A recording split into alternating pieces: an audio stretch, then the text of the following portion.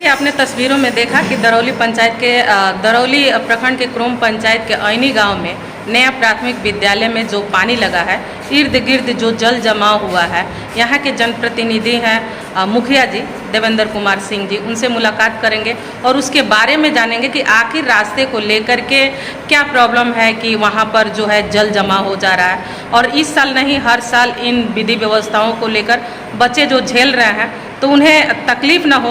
हालांकि मुखिया जी शिक्षा पे हमेशा देखते हैं कि बात करते हैं, शिक्षा को आगे बढ़ावा देते हैं। तो आइए जानते हैं जो शिक्षा को बढ़ावा देने वाला एक प्रतिष्ठित जनप्रतिनिधि है, उनसे उनकी जुबानी हम जानेंगे। देखिए, प्राथमिक विद्यालय जो ऐनी का है, तो मैं चूँकि हम तो बराबर जाते आते रहते हैं, मेरा सबसे पहले यही चुनाव में हम वादा भी किए हैं कि सबसे ज़्यादा मेरा दृष्टि शिक्षा और स्वास्थ्य पर रहेगा। वहाँ जो विद्यालय जिस भूमि पर है, वो भूमिदाता से मैंने बात किया। विद्यालय में जितना ज़मीन दान किए हैं, उस ज़मीन में विद्यालय स्थापित हो गया है। बाकी उस विद्यालय के पास अपनी कोई ज़मीन नहीं है।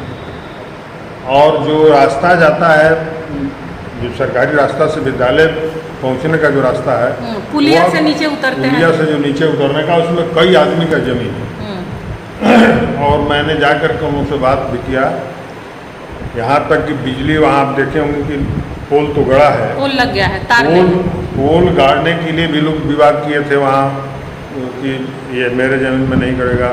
उसमें भी हम गए थे, लोगों को समझा बुझा करके पोल तो मैंने गड़वाया है, लेकिन कनेक्शन नहीं है। अब कनेक्शन लेने के लिए तो उस विद्यालय का जो प्रभारी होगा, प्रधानाध्यापक, उनकी काम है कि वो बिजली विभाग में अपना आवेदन दें कनेक्शन के लिए। रह गई बात कि रास्ता वहाँ नहीं है बच्चों के लिए, क्योंकि बरसात के दिन में पानी लगता है, तो हम भी देख रहे हैं। तो जब तक भूमि रास्ता बनाने के लिए या विद्यालय से संबंधित जो भी काम है, तो भूमि वहाँ जो उपलब्ध नहीं होगी, सरकार की भूमि है नहीं, प्राइवेट लोगों की भूमि है, और वे लोग देने के लिए तैयार नहीं। आप ये भी देखोगे कि वहाँ छठ घाट भी है, लेकिन वो भी प्राइवेट पोखरा है। मैंने कई बार लोगों से, पूरा गांव के लगभग हर आदमी से मैंने ये प्रस्ताव रखा कि छठ घाट भी बनवा देते हैं और रास्ता भी बन जाएगा और अच्छा रहेगा हर आदमी के लिए। लेकिन उसके लिए भी जो भूमिदाता का जो बेटा है एक तो, उनसे मैंने बात किया, तो इसके लिए भी तैयार नहीं। तो उस परिस्थिति में अच्छा, जो वो ग्रामीण क्षेत्र है जिसकी भूमि है, उनके भी तो बच्चे उस स्कूल में पढ़ने जाते होंगे। उसी स्कूल में पढ़ते हैं, उन्हीं घर के लोग वहाँ, क्योंकि गांव में दूसरा विद्यालय तो है नहीं। लेकिन उनकी दिमाग में यह काम बैठ गया है कि इस पर जो भी सरकारी धन खर्च होगा, रास्ता पर, छठ घाट पर, विद्यालय के सौंदर्यीकरण पर जो फील्ड है, तो ये ज़मीन गवर्नमेंट ले लेगी। और जो विद्यालय का जो एक्वायर किया है जो ज़मीन, तो वहीं चाहते हैं कि इसके अलावा मैं ज़मीन इसमें देना नहीं चाहते हैं। और उनके दिमाग में चल रहा है कि अब मैं जो भी निर्माण होगा तो वो ज़मीन विद्यालय में चला जाएगा, सरकारी पैसा खर्च होगा तो सरकार उसको दे लेगी।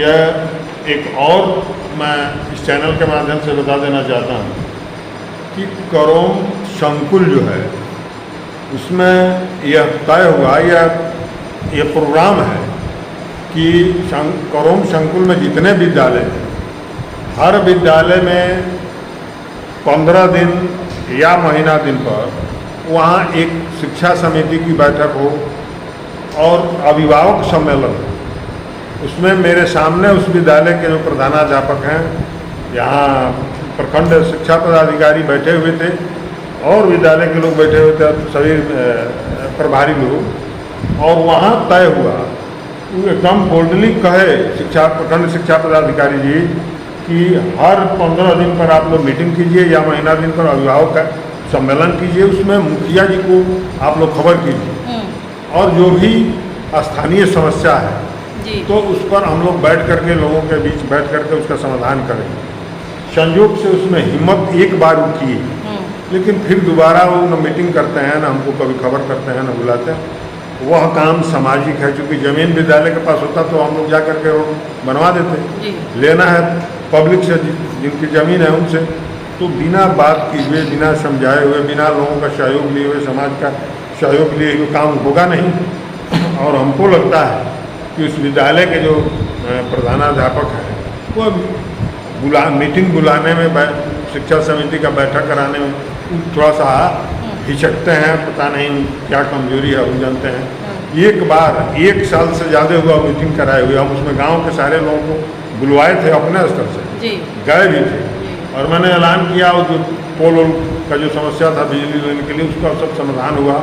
लेकिन उसके बाद एक बार भी अभिभावक सम्मेलन नहीं करते हैं, न शिक्षा समिति का बैठक करवाते हैं। जब इस तरह की समस्या है, अगर वो बुलाएंगे हमको, वहाँ हम सारे लोगों को बुला करके बैठ करके सब समस्या का समाधान करवाया जाता। तो जब तक यानी कि बैठक ना होगी तो समाधान कैसे होगा? ग्रामीण क्षेत्र के लोग बैठेंगे, आप जनप्रतिनिधि है बैठेंगे, शिक्षा के जो भी लोग हैं वो बैठेंगे, तब तो किसी चीज़ का सलूशन निकल पाएगा। जब तक जमीन कोई अपनी भूमि अगर विद्यालय में देता नहीं है, तब तक उसके जमीन में ज़बरदस्ती न रास्ता बन सकता है, न विद्यालय का कोई काम हो सकता है। और इस पर उनकी दृष्टि नहीं जाती है, ना वो कॉल करते हैं, हमसे भी नहीं कहते हैं। अगर इस तरह की बात होती है, इसे फिर हम अपने स्तर से प्रयास करेंगे कि लोगों को बुझा। आज ही हम जा रहे हैं वहाँ जी। और बैठा करके लोगों से आग्रह करेंगे कि भाई थोड़ा सा ज़मीन आप लोग दे दीजिए, जिससे रास्ता निकल जाए और विद्यालय का जो है उसको ठीक कर दिया जाए, क्योंकि पानी बरसात में तो लग ही जाता है। चावड़ा में विद्यालय है, तो इसके लिए मैं प्रयास करूँगा। यानी इस पर एक बार बैठक करके जिनकी भूमि है उनसे चर्चा की जाए और इसका निवारण निकाला जाए। जी। नहीं तो ये हर साल की भांति बच्चे जूझते रहेंगे उस मुसीबत से। निश्चित।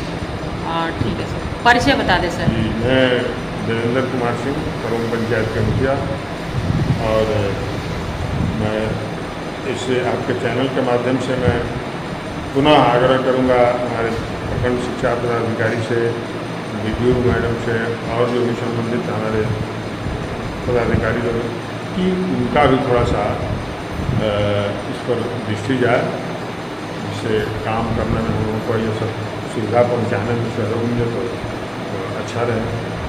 धन्यवाद सर।